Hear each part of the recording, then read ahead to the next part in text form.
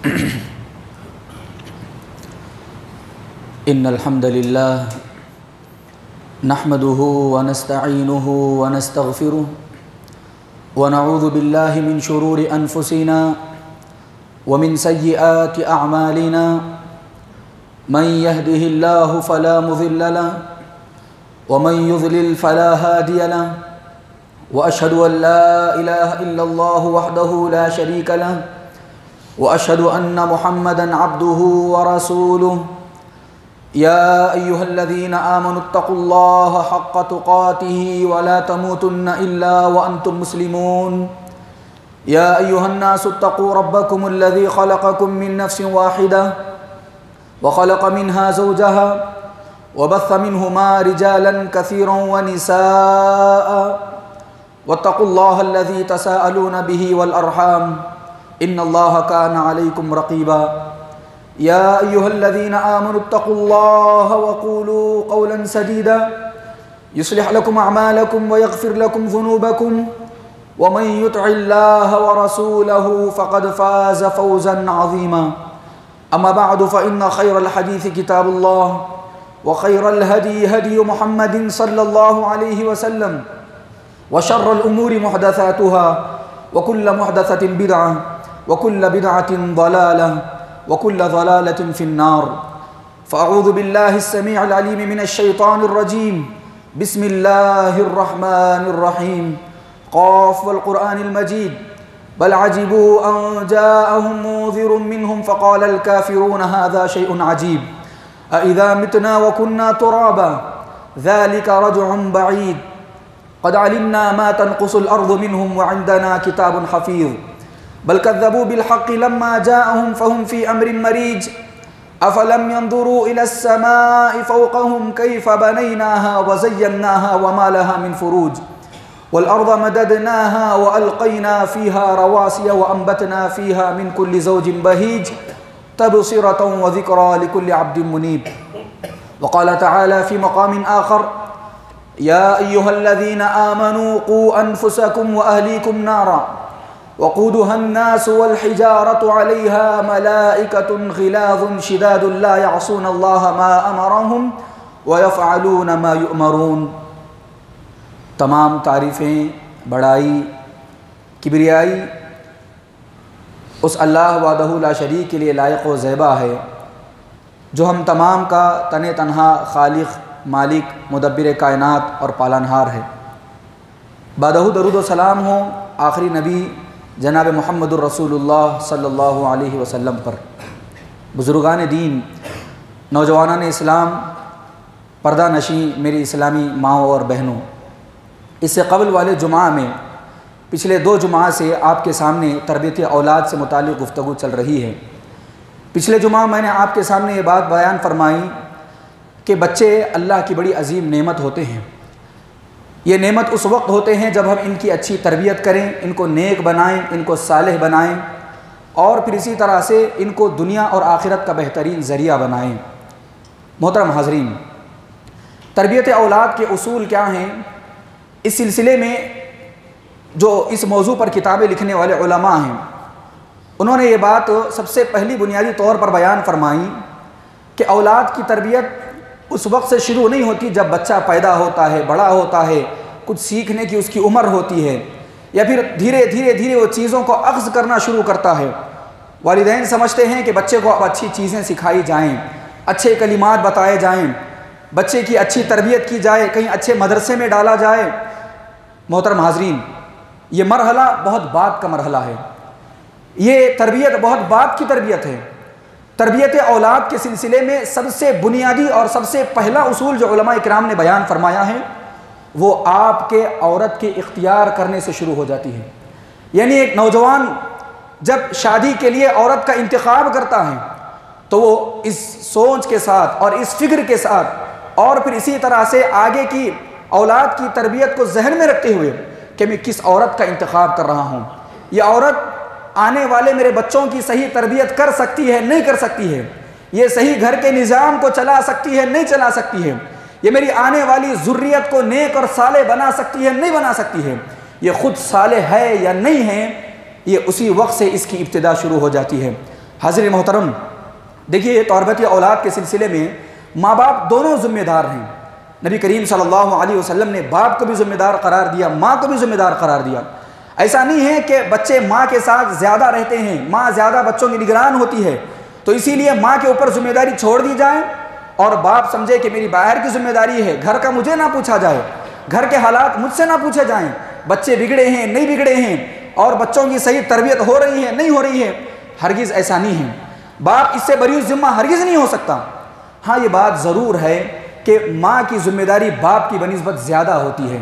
شریعت اسلامیہ میں اللہ کے رسول صلی اللہ علیہ وسلم نے جو حدیث بیان فرمائی ہے کہ ہر آدمی اپنے ماتحتوں کا ذمہ دار ہے، باپ بھی ذمہ دار ہیں، وہیں پر جب نبی کریم صلی اللہ علیہ وسلم نے ماں کو ذمہ دار قرار دیا اور عورت کو گھر کا ذمہ دار کہا، وہاں پر عورت کے ساتھ خصوصیت کے ساتھ ایک لفظ کا جو اضافہ کیا گیا وہ وَوَلَدِهَا کا اضافہ کیا گیا۔ حدیث کیا ہے؟ سنن ترمذی کی حدیث ہے، حضرت عبداللہ بن عمر رضی اللہ عنہ راوی ہے، کہتے ہیں کہ نبی کریم صلی اللہ علیہ وسلم نے کہا کلکم راع وکلکم مسئول عن رعیتہ، تم میں کا ہر آدمی ذمہ دار ہے، اپنے ماتحتوں سے متعلق اس سے پوچھا جائے گا۔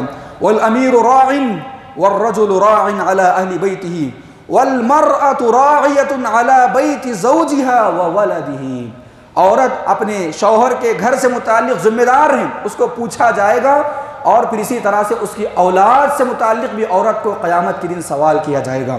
تو حاضرین محترم، فَكُلُّكُمْ، تم میں کا ہر آدمی ذمہ دار ہے، وَكُلُّكُمْ مَسْئُولٌ عَنْ رَعِيَّتِهِ، اور اپنی ذمہ داری سے متعلق تمہیں سوال کیا جائے گا۔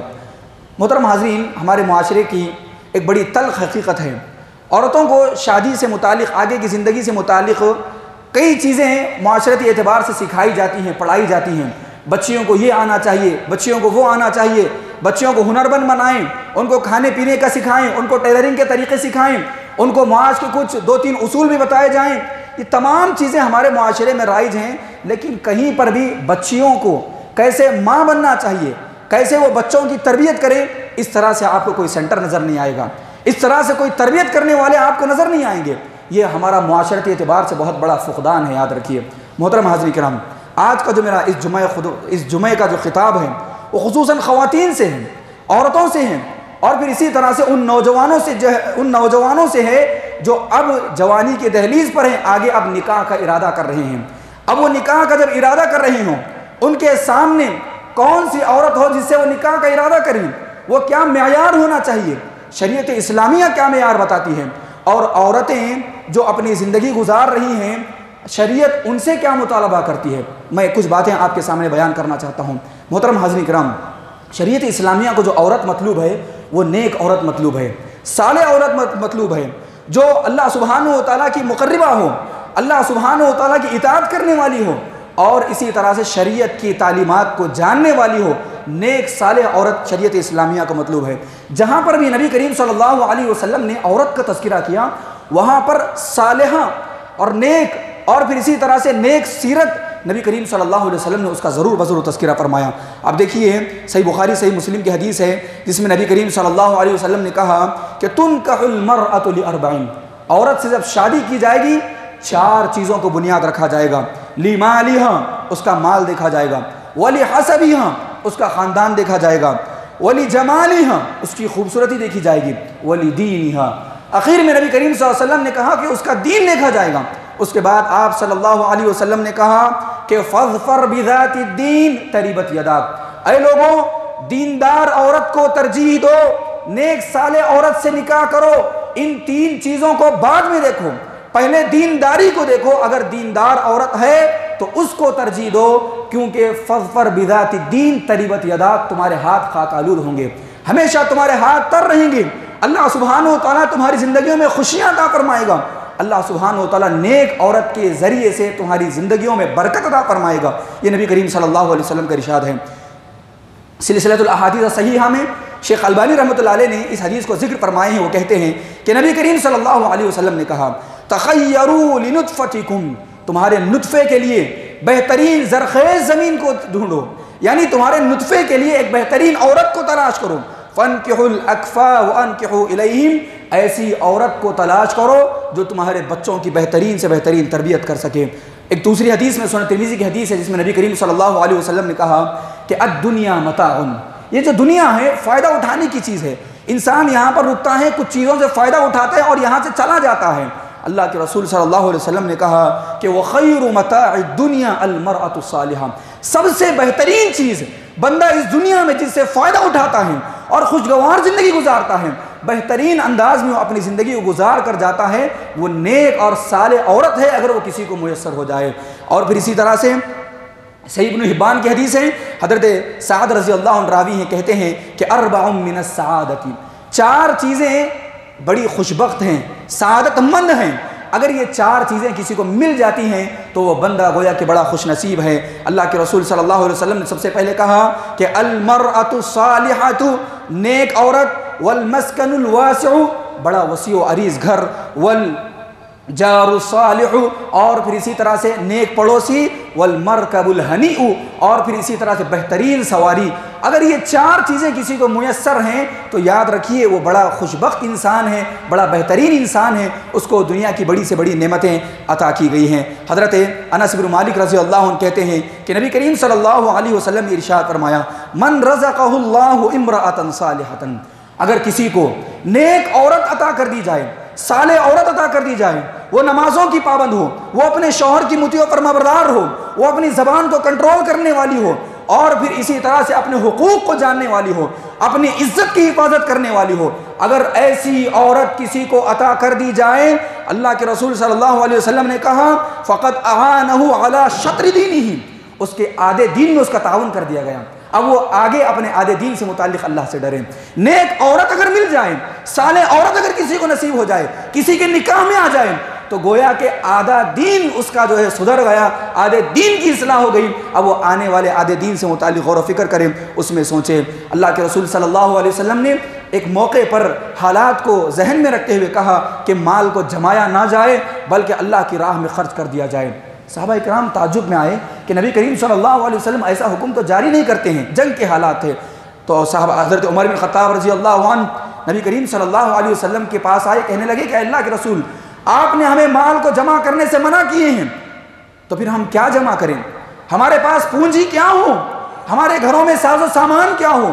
تو نبی کریم صلی اللہ علیہ وسلم نے کہا کہ تمہارے پاس سامان سے متعلق سوال کرتے ہو، ای المال نتخذ، کہ ہم کون سا مال جمع کریں؟ آپ صلی اللہ علیہ وسلم نے کہا لیتخذ احدکم قلبا شاکرا، تم میں سے آدمی جس چیز کو جمع کرتا ہے شکر گزار دل ہو، اللہ نے جو نعمتیں تمہیں عطا فرمائی ہیں اس پر شکر گزاری ہو، اللہ سبحانہ و تعالیٰ نے جو کچھ تمہیں دیا ہے، شکر گزار زبان اگر بندہ اختیار کرتا ہے تو وہ بہت بڑی نعمت حاصل کر لیتا ہے۔ وَلِسَانًا ذَاكِرًا، انسان کے پاس ذکر کرنے والی زبان ہو، وَزَوْجَةٌ مُؤْمِنَةٌ، اور ایک نیک مومنہ عورت ہو، تَعِينُ أَحَدُكُمْ عَلَىٰ أَمْرِ الْآخِرَةِ، جو اس کے آخرت کے معاملے میں اس کا تعاون کرنے والی ہو۔ محترم حاضرین کرام، ایک اور حدیث میں آپ کے سامنے بیان فرماتا ہوں۔ نبی کریم صلی اللہ علیہ وسلم نے کہا کہ أَلَا أُخْبِرُكُمْ بِنِسَاءٍ مِّنْ أَهْلِ الْجَنَّةِ، اے عورتوں، جنتی عورتوں کے اوصاف میں تمہیں نہ بتاؤں کہ کون سی عورتیں جنتی ہیں، ان کے اوصاف کیا ہوں گے، جنت میں جانے والی عورتوں کی صفت کیا ہوگی؟ اللہ کے رسول صلی اللہ علیہ وسلم نے کہا، پھر اس کے بعد کہا الودود، جو سب سے زیادہ محبت کرنے والی ہو، جو سب سے زیادہ اپنے شوہر کو چاہنے والی ہو، الولود، اور وہ عورت جو سب سے زیادہ بچے جننے والی ہو۔ اللہ کے رسول نے کہا کہ یہ جنتی عورت کی صفت ہے۔ حضرت محترم، رک کر میں آپ کو یہاں پر یہ بات تنبیہ کرنا چاہتا ہوں، ہمارے غلط کردار، ہمارے غیر مسلمین کے ساتھ رہنے، ان کے ساتھ اٹھنے بیٹھنے، اور پھر اسی طرح سے ان کے ساتھ کلچرلی اور اسی طرح سے تہذیبی اختلاط کی وجہ سے یہ اسلامی روایات، یہ اسلامی تعلیمات کو ہم بھلا چکے ہیں۔ اگر ہم کسی آپس میں 4-5 افراد بیٹھے ہوئے ہوں، کوئی اگر پوچھ لے کہ آپ کے کتنے بچے ہیں، کوئی کہے کہ 5 بچے ہیں، 6 بچے ہیں، مجلس میں ہنس دیتے ہیں لوگ، مذاق اڑاتے ہیں، اور پھر اسی طرح سے مسلمانوں کو ایک تمسخر کا ذریعہ بنایا گیا ہے کہ ان کے پاس جو ہے اولادیں زیادہ ہوتی ہیں، کثرت اولاد ہیں۔ نعوذ باللہ من ذالک، یہ شریعت اسلامیہ کے تعلیمات کے خلاف ہے۔ اللہ کے رسول صلی اللہ علیہ وسلم نے صاف طور پر کہا کہ تزوجوا الولود الودود، تم ایسی عورت سے شادی کرو جو زیادہ بچے جننے والی ہو، جس کے اندر یہ صلاحیت ہو کہ وہ زیادہ بچے جن سکتی ہو اور زیادہ محبت کرنے والی ہو۔ فَإِنِّي مُكَاثِرُ بِكُمُ الْأُمَمَ، میں قیامت کے دن یہ چاہتا ہوں کہ میری امت زیادہ ہو۔ اللہ اکبر۔ یہ غیر مسلمین کا طریقہ ہے، یہ غیر مسلمین کی تہذیب ہے، ان کا کلچر ہے کہ ہم دو ہمارے دو، اور مسلمان جو ہے اتنا ذہنی اعتبار سے دباؤ کا شکار ہو گئے ہیں کہ اس کو مذاق سمجھتے ہیں۔ مجلس میں اس آدمی کو برا سمجھا جاتا ہے کہ جس آدمی کے بچے زیادہ ہوں، اور بہانہ کیا بناتے ہیں اور پھر ہیلا کیا دیتے ہیں کہ کثرت اولاد سے بچوں کی تربیت نہیں ہوتی ہے، معاشرہ مہنگا ہو چکا ہے، اور پھر اسی طرح سے سماج میں زیادہ بچے پالنا ایک بوجھ ہو چکا ہے۔ نعوذ باللہ من ذالک۔ قرآن مجید کی اس آیت کا تم گویا کہ مذاق اڑا رہے ہو۔ لا تقتلوا اولادکم خشیۃ املاق، تم اپنی اولاد کو رزق دینے کے ڈر سے تم قتل مت کرو، ان کو روک کر مت رکھو۔ نحن نرزقکم وإیاہم، ہم تمہیں رزق دینے والے ہیں، ہم تمہیں کھلانے پلانے والے ہیں، اور تمہاری اولاد کو کھلانے پلانے کا ذریعہ ہمارے ذمہ ہے۔ تم اگر تمہاری اولاد 4-5 ہے، اللہ سے سوال کرو، اللہ سے مانگو، اللہ سبحانہ و تعالیٰ ضرور تمہیں عطا کرے گا۔ اللہ سبحانہ و تعالیٰ اولاد دینے والا ہے، اس کے ذرائع عطا کرنے والا اللہ سبحانہ و تعالیٰ ہے۔ ہماری سوچ گھٹیا ہو چکی ہے، ہم معیار سے نیچے اتر چکے ہیں، اللہ سبحانہ و تعالیٰ کو حقیقی رزاق نہیں سمجھتے۔ ہم ہماری جیبوں پر نظر رکھتے ہیں، ہماری تنخواہوں کو دیکھتے ہیں، اللہ کے خزانوں کا ہمارے پاس علم نہیں ہے کہ جس کی وجہ سے کثرت اولاد ہمارے پاس ایک مذاق بن چکا ہے۔ ہم سمجھتے ہیں ان کی تعلیم کی ذمہ داری ہم نہیں اٹھا سکتے، کھلانے پلانے کی ذمہ داری ہم نہیں اٹھا سکتے۔ زمانہ معاشرہ کتنا بھی مہنگا ہو جائے، اگر اللہ سبحانہ و تعالیٰ کسی کو اولاد عطا فرماتا ہے، اسباب مہیا کرنے کی ذمہ داری بھی اللہ سبحانہ و تعالیٰ کی ہے۔ یاد رکھیے، یہ غیر مسلمین مسلمانوں کو ستائیں گے، ان کو دھمکائیں گے، اور ان کو اس طرح کے نعروں سے روک کر رکھیں گے۔ اللہ کے رسول صلی اللہ علیہ وسلم نے کہا، الا اخبرکم بنسائکم من اہل الجنہ، میں ان عورتوں کی صفتیں نہ بتا دوں جو جنتی عورتیں ہیں؟ الودود، جو زیادہ چاہنے والی ہوں اور زیادہ بچے جننے والی ہوں۔ العود التي اذا ظلمت قالت، اللہ اکبر۔ اے میری ماؤں، اے میری اسلامی بہنوں، آپ ذرا اپنے شوہروں کی اہمیت کو سمجھیں، اپنے اندر وہ دینداری لے کر آئیں، اپنے اندر وہ صالحیت لے کر آئیں، اپنے اندر وہ نیک مزاج لے کر آئیں۔ اللہ کے رسول صلی اللہ علیہ وسلم نے کہا کہ وہ عورت جنتی ہے، شوہر اس کے ساتھ کچھ زیادتی کر دیتا ہے، کچھ اونچ نیچ ہو جاتی ہے، کچھ انبن ہو جاتی ہے۔ نبی کریم صلی اللہ علیہ وسلم نے کتنے صاف الفاظ میں عورت کی تربیت کی۔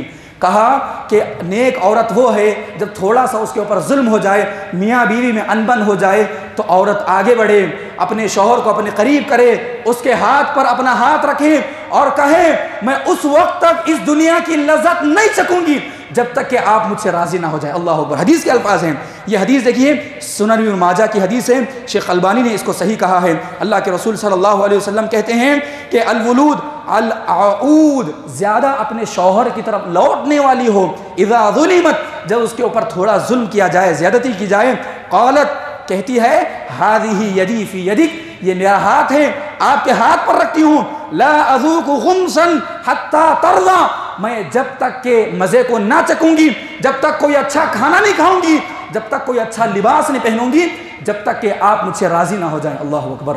شوہر کا مقام مرتبہ کوئی معمولی نہیں ہے، اور یہ وہی عورت سمجھ سکتی ہے جو نیک اور صالح عورت ہو۔ اسی لیے اللہ کے رسول صلی اللہ علیہ وسلم نے اپنی شریعت میں اور احادیث مبارکہ میں بار بار اس بات کی تنبیہ کرتے رہے ہیں کہ جب نکاح کرو تو نیک عورت کو اختیار کرو، آپ کی بیوی نیک ہونی چاہیے، صالح ہونی چاہیے، کہ جس کا فائدہ دنیا میں بھی آپ کو ہو، آخرت میں بھی آپ کو ہو، اور اس کا سب سے بڑا فائدہ جو آج کے ہمارے موضوع سے ہے وہ آپ کی اولاد، آپ کی ذریت نیک اور صالح پیدا ہوگی۔ یہ اللہ کے رسول صلی اللہ علیہ وسلم کا مقصد تھا۔ ایک دوسری حدیث میں بھی آتا ہے، امام جریر بن طبری رحمۃ اللہ علیہ اپنی تفسیر کی کتاب میں لے کر آتے ہیں، حضرت ابو ہریرہ رضی اللہ عنہ راوی ہیں، کہتے ہیں کہ نبی کریم صلی اللہ علیہ وسلم نے ارشاد فرمایا، خیر النساء امرأۃ، سب سے بہترین عورت کون ہے؟ سب سے بہترین عورت کون ہے؟ خیر النساء امرأۃ اذا نظرت الیہا سرتک، جب اس کی طرف دیکھا جائے تو شوہر خوشی سے کھل اٹھے اور بیوی مسکرائے، سب سے بہترین عورت وہ ہے۔ وَإِذَا أَمَرْتَهَا أَطَاعَتَكَ، جب اس کو حکم دیا جائے وہ علی الفور عمل کرے، چوں چرا نہ کرے، شوہر کی اہمیت کو جاننے والی ہو، اس کے مقام اور مرتبے کو پہچاننے والی ہو۔ اور پھر اسی طرح سے سب سے بہترین عورت وہ ہے، شوہر اگر کسی جائز کام میں حکم دے علی الفور وہ مان لے۔ حاضر محترم، یہ سب سے نیک اور صالح عورت ہے۔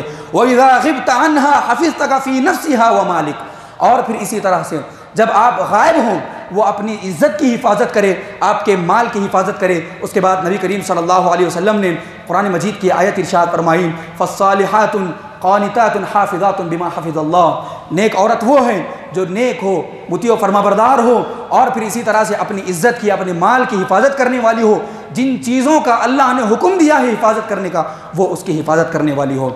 حضرت عمر بن خطاب رضی اللہ عنہ کے پاس ایک آدمی آیا، آ کر اپنے بیٹے کے نافرمان ہونے سے متعلق شکایت کرنے لگا کہ اے عمر بن خطاب، میرا بیٹا بڑا نافرمان ہے، بڑی میری نافرمانی کرتا ہے، بات نہیں مانتا ہے، اور پھر اسی طرح سے میری بات سنتا نہیں ہے۔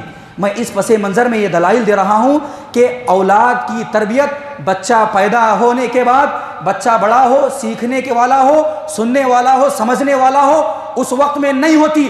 اولاد کی تربیت عورت کو جب آپ اختیار کرتے ہیں، اپنی زوجیت میں لاتے ہیں، کس عورت کا انتخاب کر رہے ہیں، اس وقت سے آپ کے اولاد کی تربیت شروع ہو جاتی ہے۔ اللہ اکبر۔ میں اس پس منظر میں آپ کے سامنے دلائل دے رہا ہوں۔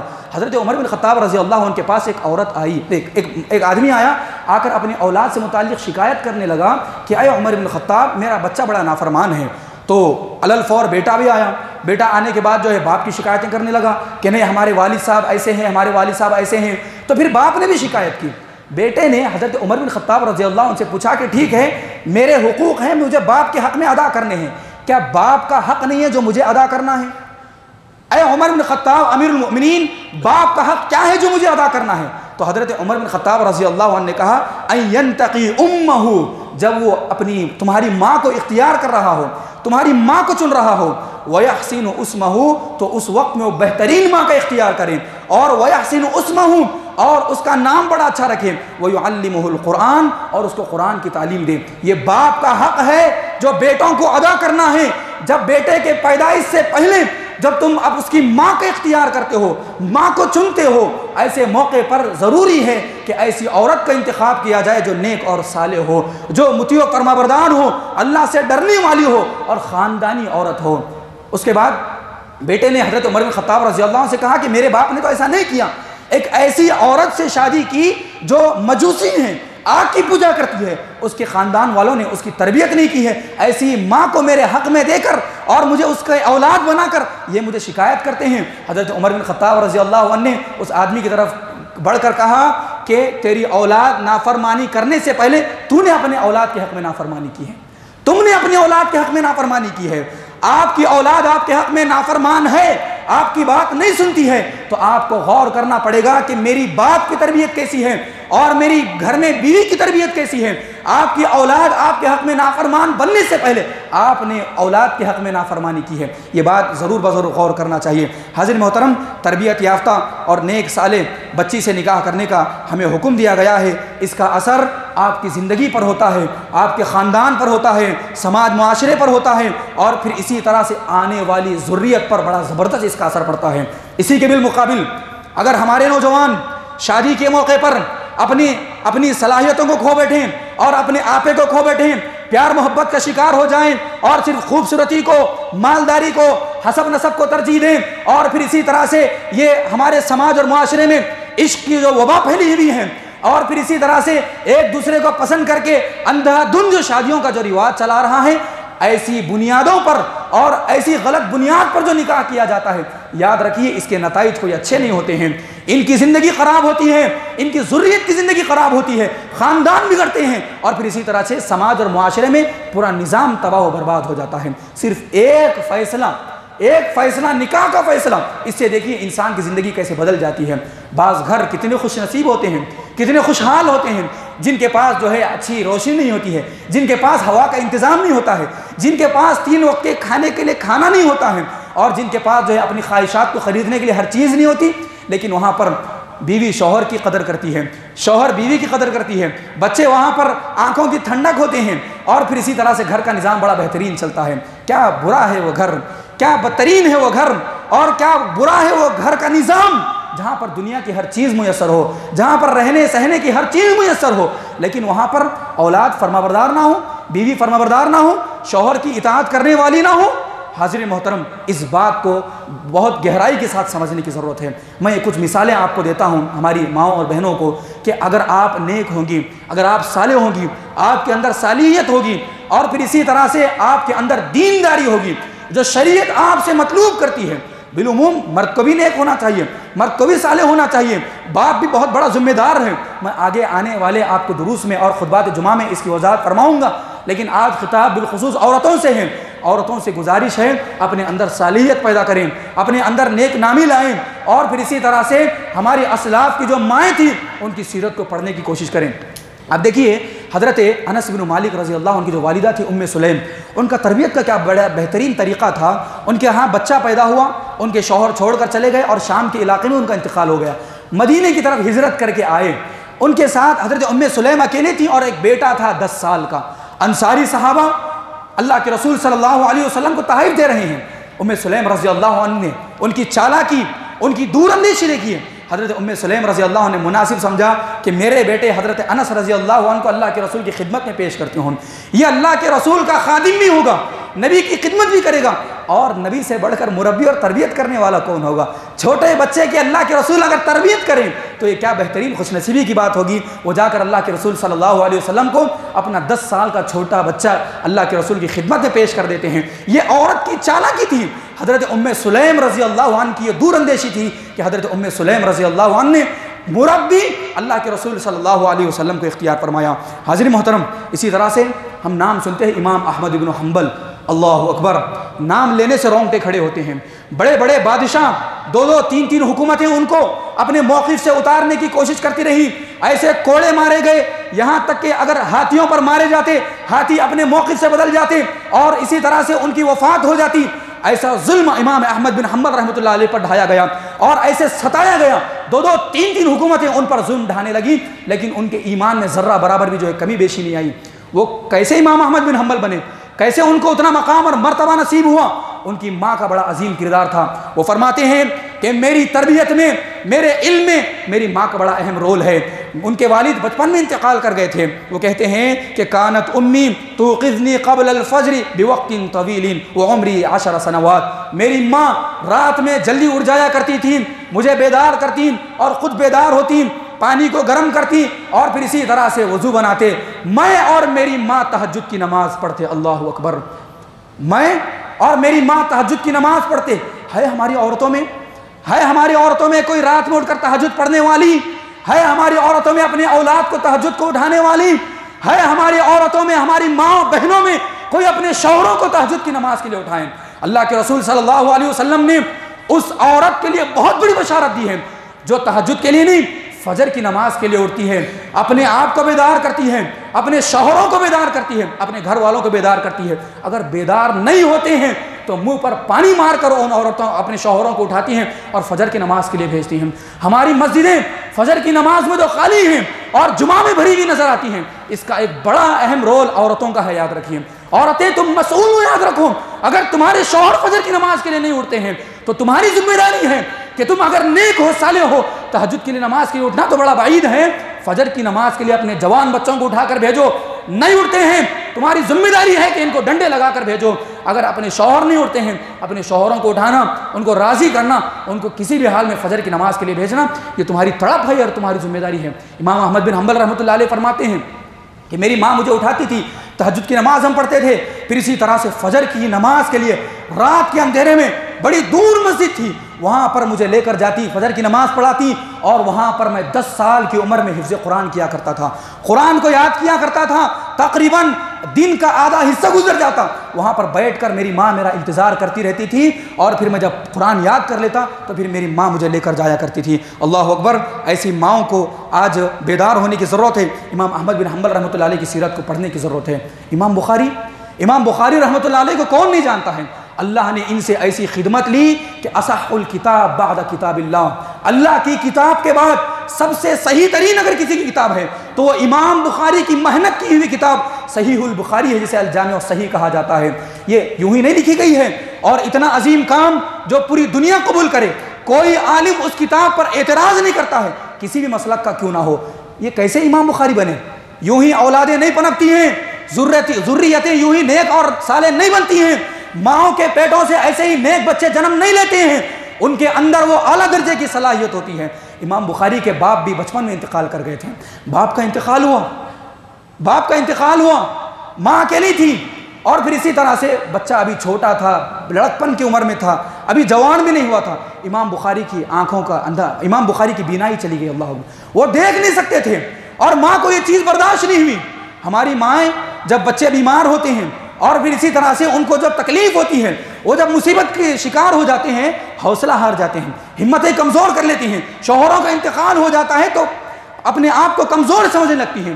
امام بخاری کی ماں کے بارے میں آتا ہے کہ جب ان کی بینائی چلی گئی تو وہ رات بھر تہجد کا اہتمام کرتی تھی، گڑ گڑایا کرتی تھی، رویا کرتی تھی، اللہ کے سامنے اپنی اولاد کی صحت سے متعلق سوال کیا کرتی تھی، یہاں تک کہ ایک رات تہجد کے لیے اٹھی، اللہ سے گڑ گڑا کر دعا کی، اللہ سے مانگا کہ اے اللہ میرے بچے محمد کو بینائی عطا فرما۔ تو ذکر کرنے والے، ان کی ماں کی سیرت ذکر کرنے والے کہتے ہیں کہ ان کی ماں جب تہجد پڑھ کر سوئی لیٹی ہوئی تھی، خواب میں حضرت ابراہیم علیہ السلام آتے ہیں، اور یاد رکھیے کوئی مختلفی واقعہ نہیں ہے، ایسا واقعہ نہیں ہے کہ کوئی جھوٹا واقعہ میں آپ کے سامنے بیان کر رہا ہوں، امام بخاری کی جنہوں نے سیرت لکھی ہے ہر سیرت نگار نے اس واقعے کو ذکر فرمایا ہے۔ تہجد کی نماز کے بعد جب سوئی، حضرت ابراہیم علیہ السلام ان کی خواب میں آئے اور آ کر کہتے ہیں کہ تمہارے بیٹے محمد بن اسماعیل جو امام بخاری ہیں ان کی بینائی عطا کی گئی ہے۔ اٹھ کر دیکھتے ہیں، اللہ اکبر، وہ ماں کی تڑپ، وہ ماں کی لگن، ان کی صالحیت، اللہ سے ان کا تعلق، اور پھر اسی طرح سے اللہ سبحانہ و تعالیٰ کی وہ اتنی قریب تھی کہ بچے کی بینائی جو چلی گئی تھی، ماں کی نیک نامی کی وجہ سے حضرت ابراہیم علیہ السلام خواب میں آ کر وہ بینائی عطا فرماتے ہیں، اور امام بخاری بنتے ہیں۔ کہتے ہیں کہ جب مجھے بینائی عطا کی گئی، میں 14ویں چاند میں بیٹھ کر حدیثیں پڑھا کرتا تھا۔ یہ ماں کی دعائیں تھی، اور یہ نیک اور نیک صالح ماں کا کردار تھا۔ حضرت محترم، ہماری مائیں بڑی اجلت پسند ہوتی ہیں، جلدی وہ دعائیں دیتی ہیں۔ معاشرے میں یہ فساد، یہ چوری، یہ زنا، اور یہ برائی، یہ لڑائی، یہ جھگڑا، یہ دھوکہ بازی، اور جتنے معاشرے میں آپ گناہ دیکھتے ہیں، اس کی بنیادی وجہ کہیں نہ کہیں مائیں اپنا کردار ادا نہیں کر رہی ہیں، وہ اپنی ذمہ داری کو نہیں سمجھ رہی ہیں، یہ اس کی بنیادی وجہ ہے، یاد رکھیے۔ حضرت محترم، امام عبد الرحمن السدیس جنہیں ہم آج مکہ کا امام سمجھتے ہیں اور پورے کے پورے ائمہ کے وہ ہیڈ شمار کیے جاتے ہیں، ان کی آواز کون نہیں پسند کرتا ہے، ان سے کون محبت نہیں کرتا ہے؟ ان کی آواز آتی ہے تو دل جھوم جاتا ہے، ہر کوئی ان سے محبت کرنے لگتا ہے، ہر کوئی ان سے ملاقات کا خواہاں ہے۔ دیکھیے امام سدیس، عبد الرحمن السدیس یوں ہی سدیس نہیں بن گئے، مکہ کے امام یوں ہی نہیں بن گئے، اتنا عظیم مقام اور مرتبہ ان کو یوں نہیں ملا۔ وہ کہتے ہیں، ان کا انٹرویو یوٹیوب پہ موجود ہے، وہ فرماتے ہیں کہ میں جو اتنا بڑا مقام حاصل کیا ہوں، اس کا سب سے اہم کردار، یاد رکھیے، میری ماں کا ہے۔ مائیں زبان کھولتی ہیں تو بچے عروج کا شکار ہو جاتے ہیں، مائیں بددعائیں دیتی ہیں، بچے زوال کا شکار ہوتے ہیں اور پھر کبھی زندگی میں ترقی نہیں کر سکتے۔ میں اپنی ماں کو بہت ستایا کرتا تھا، عبد الرحمن السدیس کہتے ہیں کہ میں اپنی ماں کو بہت ستایا کرتا تھا، بہت تکلیف دیا کرتا تھا، حد درجے ان کو جو ہے آزمائش کا شکار کیا کرتا تھا، ماں برداشت نہیں کر سکی۔ وہ کہتے ہیں کہ میری ماں برداشت نہیں کر سکی اور اس تکلیف کو وہ سہ نہیں سکی، اپنی زبان سے بددعا نکالی تو خیر کی بددعا نکالی۔ ان کی ماں نے ان کے حق میں بددعا دی، کہا کہ جا تو مجھے ستاتا ہے، اللہ تجھے کعبے کا امام بنائے۔ امام عبد الرحمن السدیس کا انٹرویو ہے، وہ کہتے ہیں کہ میری ماں کی بددعا نے مجھے کعبے کا امام بنایا ہے۔ اگر زبان سے الفاظ بھی نکالیں، اپنی زبان سے جو ہے آپ جو ہے کچھ گفتگو بھی کریں، اپنے بچوں کے حق میں خیر کی گفتگو کریں۔ تربیت، یاد رکھیے، بہت بڑی چیز ہے، یہ عورت کو اختیار کرنے سے شروع ہوتا ہے کہ آپ کس عورت سے نکاح کر رہے ہیں، شادی کر رہے ہیں۔ یہ تربیت کا سب سے بنیادی اصول ہے۔ جو عورتیں اب شادی ہو چکی ہیں، ان کو کوشش کرنا چاہیے کہ وہ نیک بنیں، صالح بنیں، شریعت کے اس معیار پر وہ اترنے کی کوشش کریں۔ اور پھر اسی طرح سے جو عورتیں جو ہے مطلب غلطی کا شکار ہو چکی ہیں، اور پھر اسی طرح سے ان سے غلطیاں سرزد ہو چکی ہیں، ان کی اولادیں نافرمان ہو چکی ہیں، معاملہ بہت آگے نہیں بڑھ گیا ہے۔ اللہ سے تعلق جوڑیں، اللہ سے گہرا تعلق لگائیں، اور پھر اللہ سے گڑ گڑا کر دعائیں مانگیں، اللہ سبحانہ و تعالیٰ سے سوال کریں۔ اللہ سبحانہ و تعالیٰ کو حالات بدلنے میں کوئی دیر نہیں لگتی ہے۔ یہ کچھ باتیں تھیں جو میں نے آپ کے سامنے بیان کرنا مناسب سمجھا۔ ایک آخر بات بتا کے میں اپنے موضوع کو ختم فرماتا ہوں۔ حاضر محترم، مائیں اگر تربیت نہیں کریں گی اور اپنی ذمہ داری کو نہیں سمجھیں گی، یہی بچے آپ کے حق میں، یاد رکھیے، وبال جان بنیں گے، دنیا میں بھی وبال بنیں گے، آخرت میں بھی وبال بنیں گے۔ تربیت کی کتابیں لکھنے والوں نے ایک واقعہ یہ بھی لکھا کہ